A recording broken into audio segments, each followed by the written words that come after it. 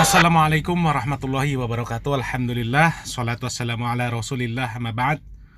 Kaum muslimin yang dirahmati oleh Allah subhanahu wa ta'ala, dari cuplikan yang sudah kita saksikan menunjukkan betapa rusaknya agama ini kalau dalam melakukan sebuah ibadah hanya bermodalkan niat baik semata, tanpa adanya tuntunan dari Al-Quran maupun As-Sunnah. Karena kalau hanya bermodalkan niat baik saja bisa dikatakan bahwa sebuah ibadah adalah benar, maka tidak akan ada yang bisa kita sebut sebuah pemahaman atau aliran tersebut menyimpang atau sesat. Karena semua pemahaman yang ada, semua aliran yang ada, mereka meyakini bahwa apa yang mereka lakukan itu adalah kebaikan. Dan mereka berniat baik. Para teroris, ketika mereka melakukan perbuatan teror, mereka meyakini apa yang mereka lakukan itu adalah baik, dan niat mereka juga untuk kebaikan. Orang-orang Syiah meyakini amaliyah-amaliyah yang mereka lakukan itu baik, dan tujuannya untuk kebaikan. Ahmadiyah dan aliran-aliran yang menyimpang lainnya, mereka melakukan amaliyah-amaliyah yang aneh-aneh, yang nyeleneh-nyeleneh. Juga mereka meyakini apa yang mereka lakukan itu adalah kebaikan, dan juga dengan niat yang baik.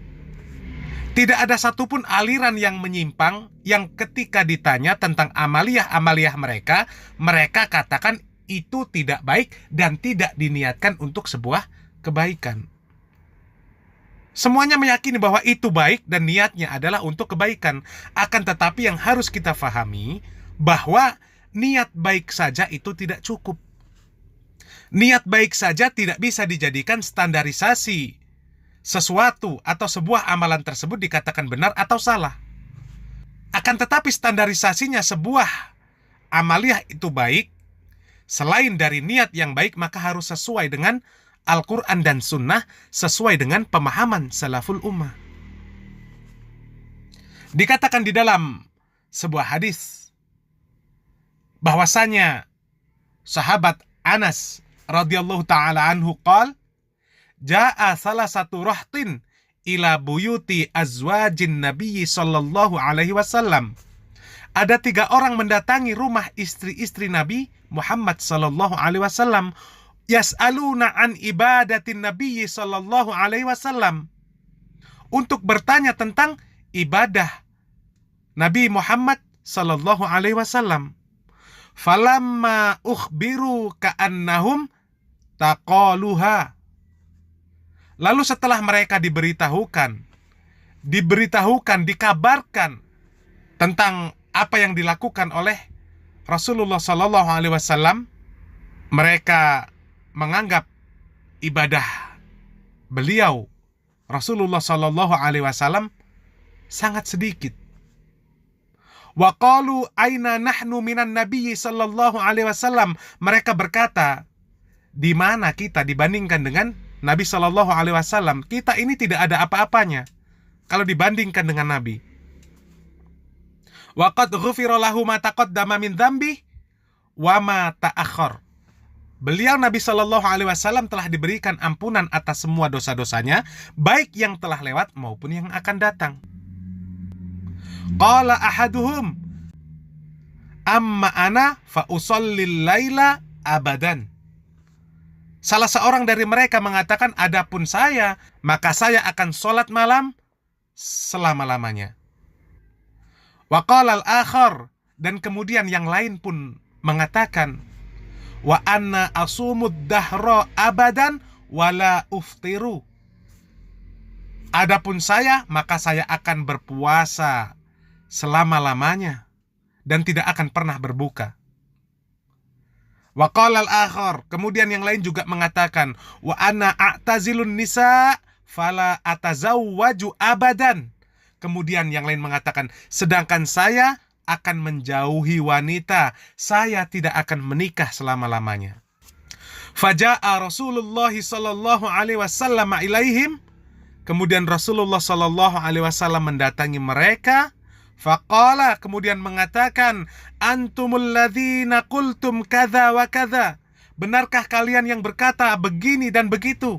Kemudian Rasulullah SAW mengatakan, demi Allah, sesungguhnya aku adalah orang yang paling takut kepada Allah.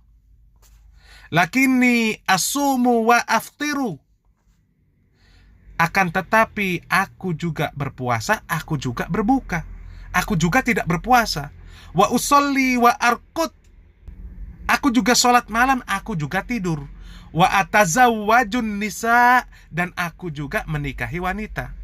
Faman raghiba an sunnati falaysa minni. Maka barang siapa yang tidak menyukai sunnahku, maka dia tidak termasuk golonganku. Dari riwayat di atas maka jelas, modal niat baik saja tidak cukup. Modal semangat untuk beribadah saja tidak cukup. Akan tetapi haruslah selain niat baik, kemudian mencukupkan dengan apa yang diperintahkan dan dicontohkan oleh Rasulullah SAW. Tidak berlebih-lebihan dan tidak membuat amaliyah-amaliyah baru yang tidak pernah ada tuntunan dari Al-Quran dan Sunnah Rasulullah SAW. Barakallahu fikum. Wassalamualaikum warahmatullahi wabarakatuh. Bid'ah timbul karena niat baik. Dalam sebuah hadis yang diantaranya dikeluarkan oleh Imam Ahmad sahih, Muaz bin Jabal radhiyallahu taala anhu bersama kawan-kawannya sepulang dari negeri Syam sujud kepada Rasulullah. Maksudnya ingin memuliakan Rasulullah karena mereka melihat bahwa orang-orang Nasara sujud kepada pendeta-pendeta mereka. Maka mereka mengatakan, sebagian sahabat ini, Rasulullah SAW lebih berhak kita sujud kepada beliau. Maka begitu pulang langsung sujud. Apa kata Nabi? Ma hada ya Muaz? Apa ini ya Muaz? Lalu Muaz terangkan, kami lihat di sana di negeri Syam, orang-orang Kristen, Nasara sujud kepada pendeta-pendeta mereka. Maka engkau lebih berhak kami sujud kepadamu. Apa kata Nabi selanjutnya? Kalau sekiranya boleh aku perintahkan manusia sujud kepada manusia, akan aku perintahkan apa?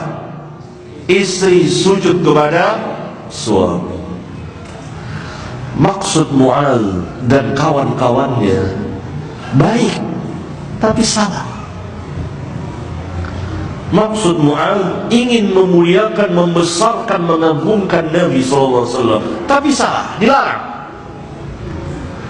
Maka sesuatu yang Nabi SAW tidak suka, tidak boleh. Sesuatu yang dilarang oleh agama, tidak boleh. Sesuatu yang tidak diterangkan oleh beliau, tidak boleh. Hatta beliau tidak terangkan, isyarat saya tidak ada, tidak boleh. Karena itu termasuk itra'.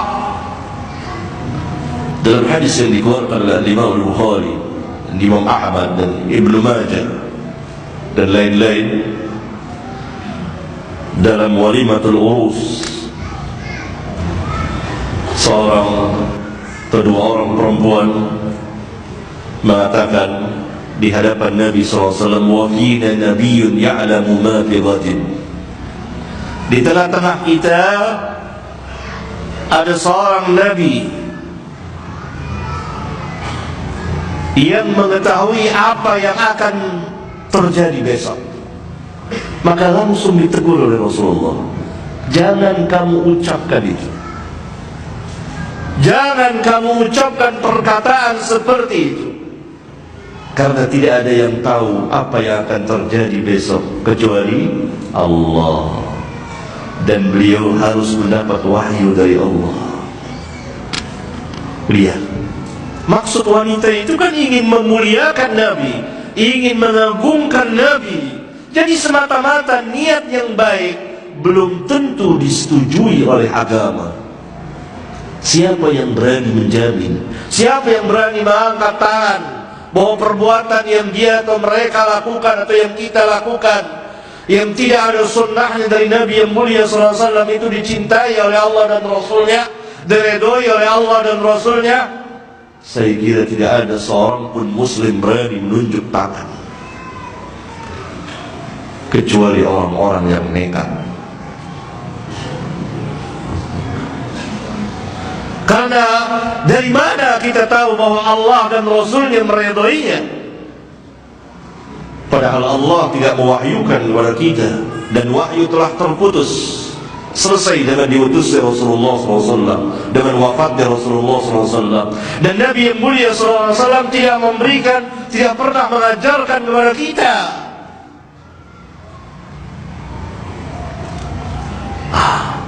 Masalah Iqra ini berbahaya dan sangat rawan.